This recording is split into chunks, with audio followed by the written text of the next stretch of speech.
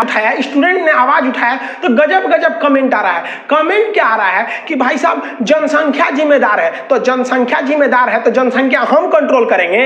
हम गांव गांव टार्च लेके घूम घूम समझाएं कि भाभी दुइये गो लड़का हो तो मार के भगा देंगे सामरा के, तो कौन सी होता है। इनसे कहिए ना मोदी जी से कि आप जैसे 370 हटा दिए, बहुत अच्छा, हम सैल्यूट करते हैं कि आप जैसा दिलेर था जो 370 हटा दिया। जीएसटी कोई नहीं पा रहे, आप भी लाइए, 2 मिनट में जाइए लाइए। जैसे नोटबंदी हुआ था, रातों रात कहिए मित्रों कल से नियम आ गया कि 2 बच्चे से ज्यादा कोई नहीं हो सकता है, जिसका 2 बच्चे से ज्यादा हुआ उठा के लेके चल जाएंगे फौज में, नाम पता भी नहीं बताएंगे। आप करिए ना, चाइना ने किया कि नहीं किया कि खाली यहाँ के कमेंट करना हम करेंगे जनसंख्या कंट्रोल, हमारे बस में कौन चाहिए कि हम जनसंख्या कंट्रोल कर देंगे। हम जाएंगे कोनो को समझाने, हमरा भगा देगा, मास्टर हो पढ़ाओ, हमरा सिखाएगा कि जनसंख्या कैसे कंट्रोल होगा। ये गवर्नमेंट का काम है जनसंख्या कंट्रोल करना। यहाँ पे इनके आदमी मोदी जी का इतना इज्जत है जिसका कोई हद नहीं। लेकिन इसका मतलब क्या आप बोलिएगा कि हम लोग देसी नस्ल का कुत्ता पाले लोग? हद है भाई साहब, वो देसी नस्ल का कुत्ता 6 महीना बाद खौरा जाएगा, कोनो एन्ने ओन्ने मोहल्ला में घुस जाएगा कुतिया के चक्कर में, तो कोनो दूसर कुत्ता को काट देगा तो एक और सड़ जाएगा, लगेगा झाड़ने। ये काम बचल है। यहाँ तो भाई साहब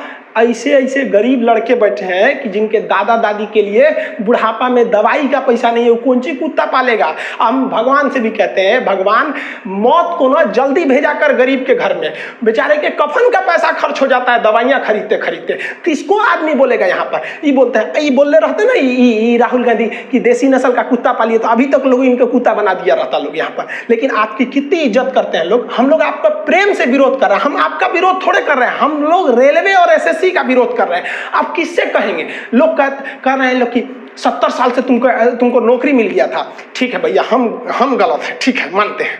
मोदी जी आप ऐसे ही एक बार हाथ उठा के ना भाषण दे दीजिएगा कि हम ऐसे प्रधानमंत्री हैं जिन्होंने सबसे ज्यादा रोजगार दिया।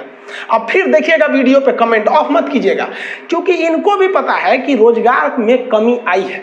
तो ये हम लोग किससे मांगेंगे? 6 साल से गवर्नमेंट इनकी है तो हम किससे मांगेंगे? हम तो रेलवे और एसएससी को जिम्मेदार कर रहे हैं। लेकिन ये जिम्मेदारी ठीक कौन करेगा? नेहरू से जाके बोले कि उनको उठाएं, अस्थियां निकाल के कि उठिए ठीक कीजिए।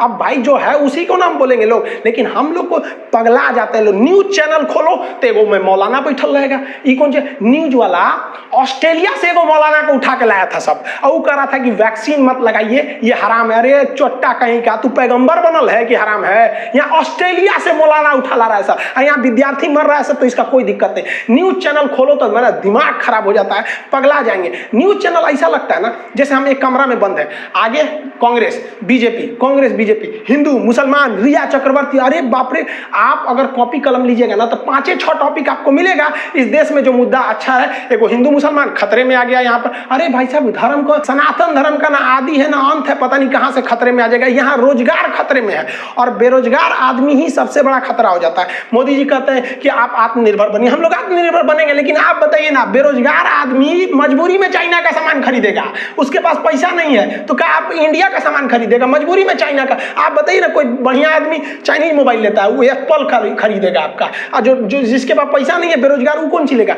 चाइनीज मोबाइल लेगा। तो मजबूरी में हम लोग को मजबूर किया जा रहा है कि आप चाइना का लीजिए। रोजगार नहीं मिलेगा तो क्या करेंगे? एक तो न्यूज आया, सुन के तो हमारा दिमाग अजीब हो गया भाई साहब। एक से एक विचित्र प्राणी है। मोदी जी के वीडियो पे जो डिसलाइक हुआ है ना, वो इंडिया से डिसलाइक नहीं हुआ है, तुर्की से हुआ है। और ये भाई साहब कौन आदमी बताया? आप ये बता सकते हैं कि किसने सब्सक्राइब किया, किसने कमेंट किया, लेकिन लाइक डिसलाइक क्यों नहीं बता सकता? आप ऐसा जवाब दीजिएगा लोग तो मन करता है कभी माथा फोड़ ले हम अपन। हमारी लड़ाई गवर्नमेंट से नहीं है और ना ही किसी पार्टी से। हम बस मोदी जी आपसे कह रहे हैं कि ये दोनों को सुधार दीजिए। ये सब जो है सब ना, रेलवे एसएससी पाकिस्तान और चाइना का रूप ले लिया है सब, आप सुधार दीजिए। जिस तरह आप कह रहे थे ना कि हाँ मैं भी चौकीदार, आज हर स्टूडेंट, हर टीचर क्या कह रहा है कि हाँ मैं भी बेरोजगार। और आप लोग इसको लगाइए और तब तक लगाइए जब तक ये दोनों सुधर नहीं जाते हैं, रेलवे एसएससी। हाँ मैं भी बेरोजगार, हर एक टीचर, इस टीचरों ने जो मुहिम शुरू किया है, हम सारे टीचरों को धन्यवाद देते हैं कि आप लोगों ने स्टूडेंट्स को भी कि आप लोग साथ में खड़े रहे, वरना हम लोग तो अकेले पड़ जाते। आप जितने स्टूडेंट है सब लोग लगाइए हाँ मैं भी बेरोजगार, तब तक लगाइए जब तक रोजगार नहीं मिल जाता है, क्योंकि रोजगार पाना आपका अधिकार है। और याद रखिएगा, कान खोलकर, अधिकार कभी मांगने से नहीं मिलता है, छीनना पड़ता है। चाहे वो आजादी की लड़ाई हो, छीन के लिए थे, चाहे वो रोजगार हो, छीन के लेंगे।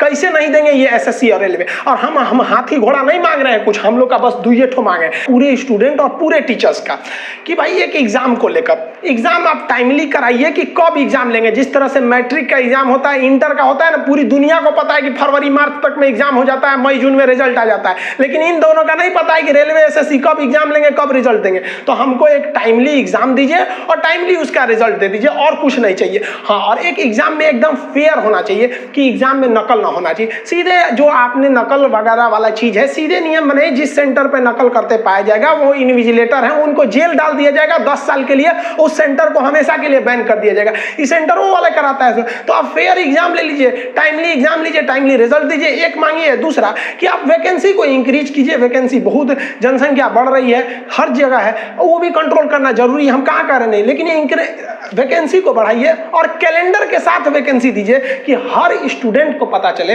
हर उस बेरोजगार को पता चले कि अगले 2 साल में कौन सी वैकेंसी कब आने वाली है। जिस तरह से हमको पता है ना कि 2024 में चुनाव होगा, कुछ भी हो जाए 2024 में चुनाव होगा, उसी तरह एक स्टूडेंट को क्यों नहीं पता है कि 2024 में कितनी वैकेंसी आएगी। तो कम से कम आप 2 साल आगे का कैलेंडर निकालिए कि अगले 2 साल तक हमें क्या आएगा, ताकि एक किसान का बच्चा जो है वो ये देख सके कि हमारे घर का इनकम इतना है, 2 साल तक हम पढ़ सकते हैं कि नहीं। वो चला आता है यहाँ पढ़ने के लिए, पूछता है नौकरी कब होगा, हमसे लड़का पूछता है सर एग्जाम कब होगा, हम जवाब दे देते हैं भगवान को भी नहीं पता है यहाँ पर। हाँ, आप सबसे कहते हैं भाई आप इसको ट्विटर पे एकदम जाइए, ट्वीट करते रहिए, उसे ट्रेंडिंग में बनाए रहिए, वरना फिर आपके लिए कोई दूसरा खड़ा होने वाला नहीं है। और अपनी भाषा का प्रयोग अच्छे से करिए। हम लोग ये जितने भी टीचर लेते हैं, हम कई टीचरों से भी बात किए, वो लोग भी कहे कि देखिए हाँ बहुत सारे लड़कों का सपोर्ट है, कुछ लोग डिसलाइक करेंगे, वो इसीलिए आए हैं, वो अंबानी के लड़का है, लोग उन लोग को नौकरी नहीं चाहिए ना, उनके बाबूजी अंबानी से ज्यादा अमीर है। तकलीफ इस बात का होता है जब देश की जीडीपी -33 में चल जाती है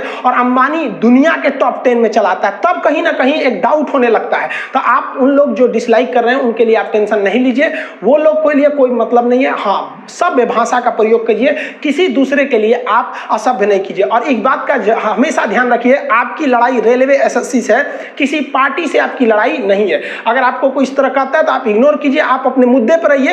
एसएससी ने आपको लेमचूस थमा दिया है कि हम 1 महीने में आपको रिजल्ट क्लियर करके देंगे, लेकिन इससे हटिएगा नहीं। आपका मकसद है एग्जाम टाइमली, रिजल्ट टाइमली होनी चाहिए, फेयर एग्जाम होनी चाहिए, वैकेंसी बढ़नी चाहिए और आपका कैलेंडर होना चाहिए। और आप तब तक कहते रहिए अपने नाम के साथ, हाँ मैं भी बेरोजगार, हाँ मैं भी बेरोजगार। मिलेंगे अगली वीडियो में, तब तक के लिए मैं भी बेरोजगार।